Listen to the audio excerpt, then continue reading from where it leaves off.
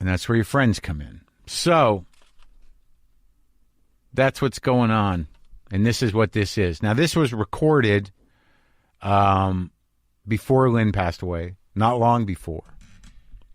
And, as I've said, Tom and I have done many episodes where we just talked about the, things going on, things in the culture, things we liked. And this recording is actually an attempt to do something like that. And it was just as the pandemic was starting, right? And it was really an attempt to feel somewhat normal, to talk about normal things. And I guess my point here is that it's important to still do that. Very important.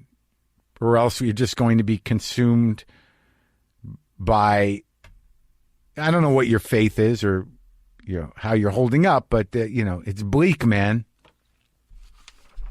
And you gotta treasure and really rely on that kind of human connection. I think that's why a lot of people listen to this show. It's important to do that. Also wanted to mention there's a new batch of ceramic WTF cap mugs available from Brian Jones. These are the handmade mugs I gave to my guests in the normal times back in the day. So right now getting these mugs from Brian Jones is the only way you can get them. It's almost like I'm talking to my guests. No, I mean, I can send you one if you've been on the show. But I guess also that's saying, like, you can't just break into, Josh Brolin's house and get that mug. Okay, you got to buy it from Brian. And he's donating a portion of the sales of these mugs to the Connecticut Food Bank. You can go to brianrjones.com/shop starting at noon Eastern today. As I said earlier, Tom's taking a bit of a break from The Best Show as he finishes up his book. And you can always check out Best Show material at thebestshow.net. And right now, Tom is doing a new podcast with Julie Klausner called Double Threat. You can get that wherever you listen to podcasts. This is me and Tom celebrating things from the normal times coming right up.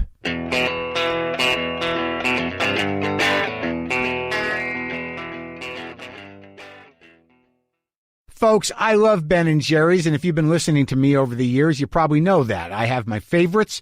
I have my rituals for eating them. I even toured the Ben & Jerry's factory. And now there's an entirely new line of Ben & Jerry's for all of us to experience. Ben & Jerry's has 3 new non-dairy frozen desserts that are a brand new twist on vegan euphoria. The Ben & Jerry's flavor gurus have taken a big leap this time, people. They made the new non-dairy frozen desserts with sunflower butter. Sunflower butter. They're the perfect sweet treats for vegans, vegetarians, and everyone in between. They've got milk and cookies flavor without any actual milk. There's also creme brulee cookie and mint chocolate cookie. All right?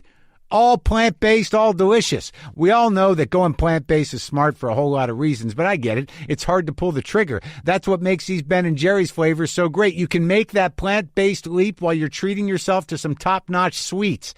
My favorite Ben & Jerry's flavor is peanut butter cup. So if they can do a great job with these new flavors, how about we get some non-dairy peanut butter cup in the mix? How about that? Huh? Let's do that. Let's do it.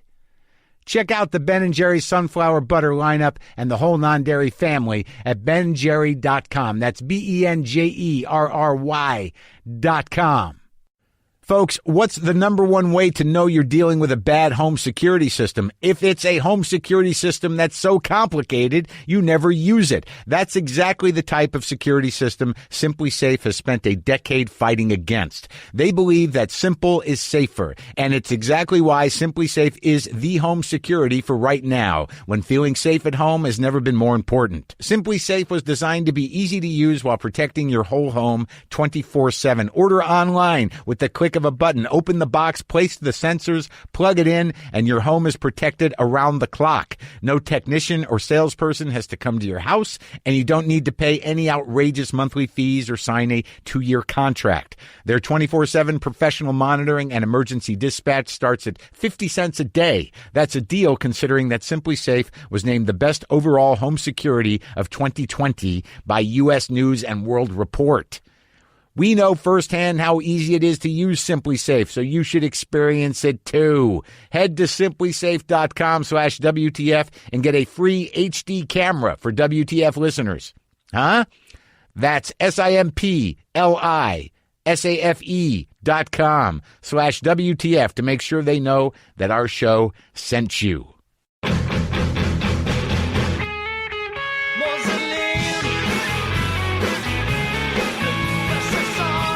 I'm all right. Are you all right? Yeah. I mean, I guess I'm fine. I go a little crazy occasionally thinking I have something. But oh, no, there'll be times when I'm just suddenly like, yeah, this is it. And I just realize it's like, oh, no, I have these things that happen my whole life where I'd have be congested for half a day and then it passes. But now suddenly it's like, well, there's got to be This is it. And I'm not going to make it through it. I used to smoke. I'm going to end up in the hospital.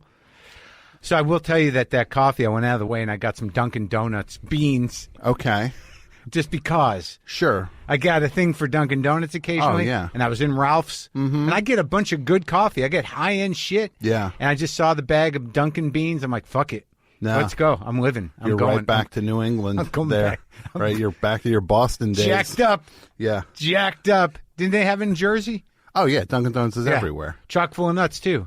Yeah, less that, but that was more of a Manhattan thing. Like I would see those when I went into the city from New Jersey. I'd see like chock full of nuts. I bought the canned chock full of nuts for a while. Like chock full of nuts, you'd see the oversized cans in like my grandmother, like my grandparents would have just like giant thing as chock full of nuts, and then they would have like a jar of Sanka. Yeah, when I guess they didn't want to go through the production of making coffee. Yeah. But Dunkin Donuts, that's what got me drinking coffee. Like when I was like nobody in my family drank coffee, so I didn't grow up with coffee drinkers. But then just at some point when you're like 18, 19, you're just like, I gotta check and see what the big deal is about this. It's time. And then it was like, oh my God, this stuff is.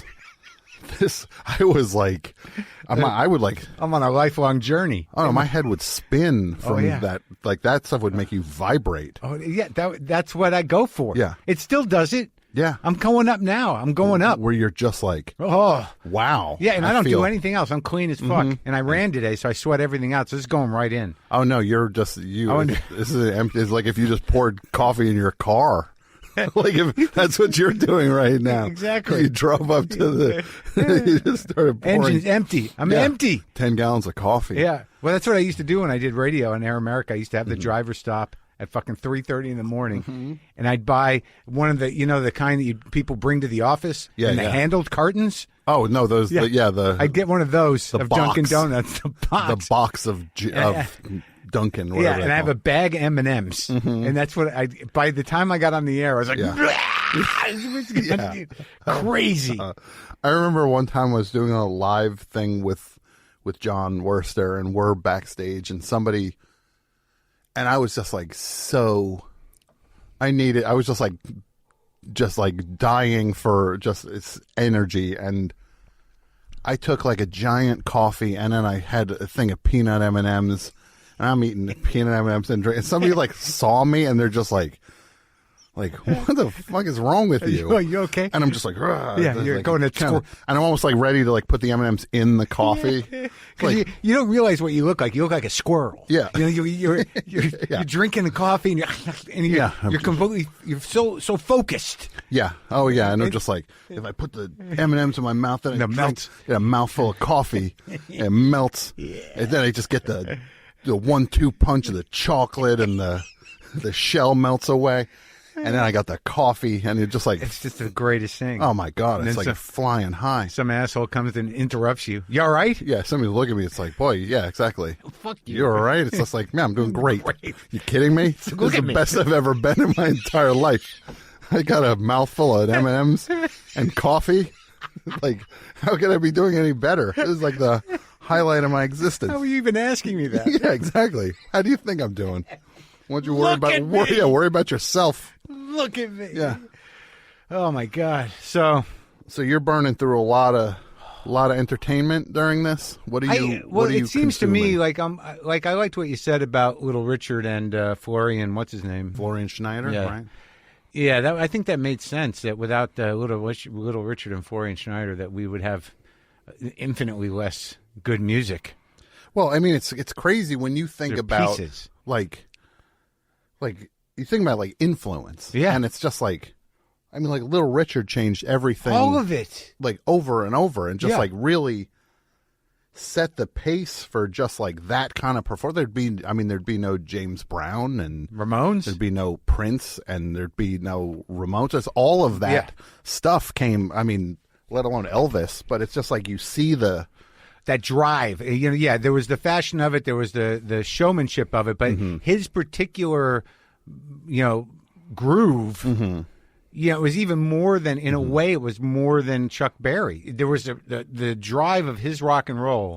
Like, if you listen to the MC5's Tutti Frutti, you realize, like, that's it. Yeah. I mean, and then that goes right to the Ramones, right? Oh, yeah, it's a straight line. And it's just, and it's also funny when you listen to, like, these other things, and they're so thin sounding and compared to the original thing. Like, sometimes, like, growing up, I was not, like, a blues person. And then you hear these blues records, and then you hear the Rolling Stones version. You're just like, well, I prefer the Rolling Stones version because it's within my frame of reference. It's a rock group playing. Sure. Yeah. But then you hear like these, like you compare like Little Richard's Tutti Frutti with like the MC5's version. It's just like MC5's version sounds just thin and sure, of course, like, kind of like assembled. Like it sounds like you hear them like building it in the studio, right? Rather than them just playing it live in one room and just with just mics hanging over them, just like, yeah, we're done. We got. And that piano, man. I listened to the whole box set yesterday. I have that the mono box set of all the first 5. Sure. It's just there. It was just a drive in his voice, and to me that like I listened to that music when I was a kid. I don't know why. That's all I wanted to know how to do on guitar was ka-ding, ka-ding, ka-ding, ka-ding, ka-ding, that's all I wanted to do. Those 3 chord things, and I guess I got to Little Richard through the Beatles. Right, and my dad played all that shit when I was a kid. That was what wired my brain. I talked about it on the podcast, just about how, like, my father's excitement about Buddy Holly, Richie Valens, and that American Graffiti soundtrack. Oh my God, that was my father's. Right, I grew up with the thinking that was just like the template, the Rosetta Stone. Oh please, it kind of is. Oh, you listen to that and. It's just amazing the bases just the range of everything that those records covered. And they were just, it's coming out of like a disposable industry. And it's weird how the timelessness came out of something that was just people thinking this isn't going to last 2 years from now. Just, turn out the hits. Yeah. And they turn into garbage. And you just don't worry about what tomorrow is because we're just trying to make money today. Right. On 7-inch records, right? Yeah. And I had the Dick Clark 20 Years of Rock and Roll collection and the American Graffiti my dad had in the car. We had a Buddy Holly collection. He loved it. Yeah. And I think I got through, like, I knew Buddy Holly's Slipping and Sliding before I knew Little Richard's. Okay. Yeah. But those records, all of them, like I always wanted to do, if I was going to ever do a music show, I kept thinking about playing the songs that my dad used to like in the car. Sure. Oh my God. That's something Wouldn't it be great? Oh yeah. That was like the most formative, like that's the stuff. It's amazing how simple humans are when it's just like, yeah, you're going to hear this when you're 8 and you're never going to forget it. Yeah. Ever. It's good. This will stay with you for the rest of your life and will kind of always be your favorite thing, even if you don't revisit it often. Right. Or you don't think it's your favorite thing. It's kind of your favorite thing. I got a couple of the songs I listened to, like I downloaded them recently. Like, but the thought I had was that this is stuff that my father and I bonded around, or that my father shared with me. But then I realized that it was really one of the rare times where he wasn't upset or yelling or freaked out or like he was occupied and seemingly excited. Yeah. So it wasn't that he was like, "Don't you love this?" It was like, "Hey, this is making Dad feel better." Exactly. Daddy's happy. Let's keep playing the coasters. Yeah.